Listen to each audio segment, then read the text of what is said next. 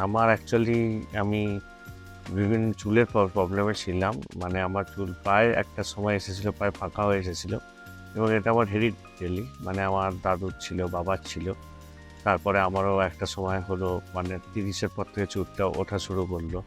তারপরে একটা সময় অনেকটা উঠে যাওয়ার পর আমি প্যাচ পরা শুরু করলাম।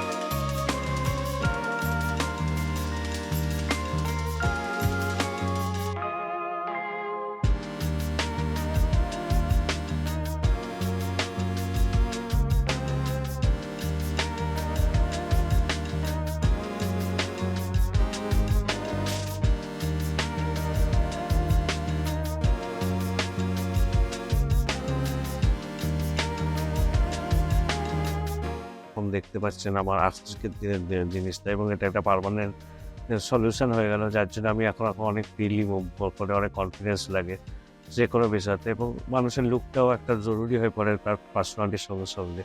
তো সেটা অনেক সময় পাওয়া যায়, এবং আজকে আমার সুইমিং করছি, কোনো অসুবিধা নেই, যে কোনো জায়গায় সমুদ্রে চান করতে পারবেন। মানে অনেক ফ্রিলি, আগের চেয়ে তো অনেক ভালো, এবং আমার মনে হয় নিউ রুট মনে হয় আমার দেখা আপাতত সেরা আমার মনে হয়েছে।